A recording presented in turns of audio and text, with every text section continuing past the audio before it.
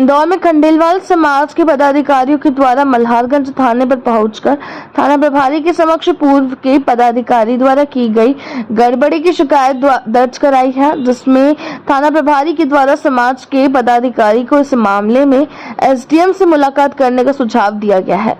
दरअसल कुछ दिनों पूर्व हुई खंडेलवाल समाज की साधारण सभा में सर्वसहमति से समाज के नए पदाधिकारी की नियुक्ति की गई है, जिसमें अध्यक्ष और सचिव सहित तमाम कार्यकारिणी के दायित्व भी विभिन्न लोगों को सर्वसहमति से सौंपे गए थे।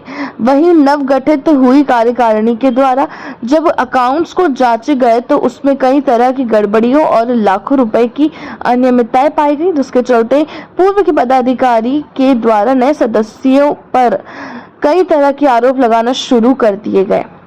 उसके बाद आज नवनियुक्त पदाधिकारियों ने मल्हारगंज थाने पहुंचकर थाना प्रभारी के समक्ष अपनी शिकायत इस संबंध में दर्ज कराई है। साथियों उनसे उन्हें इस पूरे मामले से अवगत कराया गया है। चूंकि मामला समाज और कमेटी से जुड़ा है, इसलिए थाना प्रभारी के द्वारा इस मामले में समाज के पदाधिकारी को एसडीएम से भी मिलने का सुझाव दिया गया है।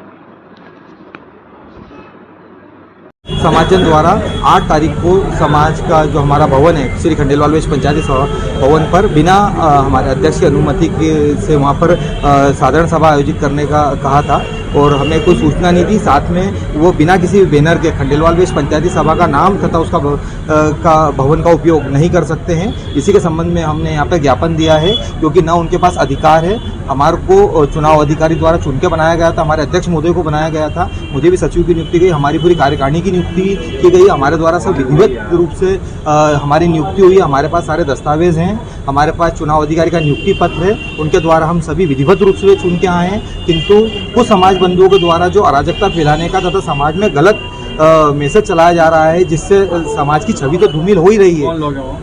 कुछ हमारे पूर्व अध्यक्ष समाज के राजेश जी डंगायच हैं, साथ में उनके साथ में अन्य समाज बंधु भी, जिनके द्वारा ये सब चीज़ फैलाई जा रही है। क्यों किया जा रहा है? क्योंकि उनके पहले पूर्व में 3 साल का अध्यक्षीय कार्यकाल होता है, किंतु 3 साल के अध्यक्षीय कार्यकाल के पश्चात भी हमारे लगातार हमारे अध्यक्ष महोदय अशोक जी के द्वारा तथा अन्य समाज बंधुओं के द्वारा लगातार उनसे प्रयास किया जा रहा था कि आप समाज में चुनाव कराएं, किंतु उनके द्वारा उसके बाद में भी जब चुनाव नहीं कराया गया तो समाज बंधुओं द्वारा व्यथित होकर जो समाज की 12 अगस्त को जो साधारण सभा बुलाई गई थी उसमें इनका कार्यकाल समाप्त किया गया और साथ में अशोक जी खंडेलवाल को सर्वानुमति से अध्यक्ष घोषित किया गया था। राजेश खंडेलवाल, सचिव श्री खंडेलवाल वेश पंचायती सभा दिया गया है, क्या विषय रहा है?